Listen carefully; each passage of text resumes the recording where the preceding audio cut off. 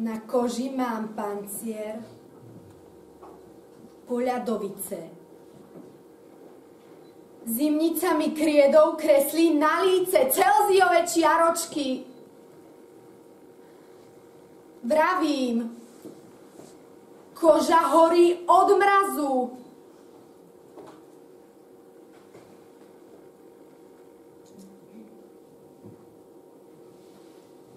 Ale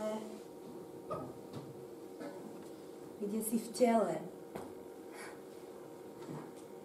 Cítim oázu. Náhodou. Či náročky. Príde doktor, vidí. Husiu kožu má. I vlkovi zaťažko ju požúvať. Povie, dýchaj, posaď sa. Drahý doktor, dobrú snahu šetri si. Od chrípky to všetko málo závisí. Horúčava ide od srdca. Srdiečko, hoď zimničné je baterkou básnikov. Ako geológovi sa jasný kov ozve z podzeme. Básnik dostal srdce na dvakrát.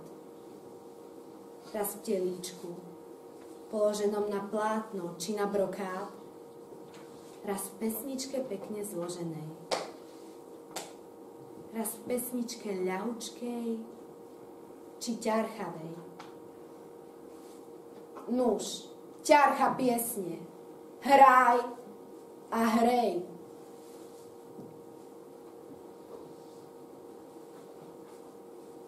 Keď budem cúvať pred sebou samý, buď mi priateľom. Chrbtom nech sa dotknem tvojho noža. Keď sa pozabudnem, zhlúpnem samoľúby, vystrčím vysoko hlavu žirafiu. Buď mi priateľom. Chyť ma za krk a mocne ma pridrž. Alebo keď svrap samoty napadne ma, buď mi priateľom.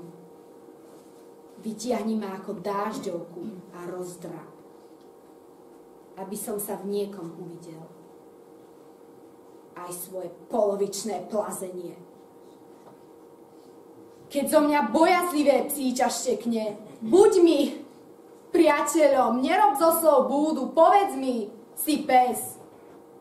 Keby som sa topil v špine nespravodlivosti, buď mi priateľom. Oblej ma modrou skalicou, alebo hnevom, aj ma udri len.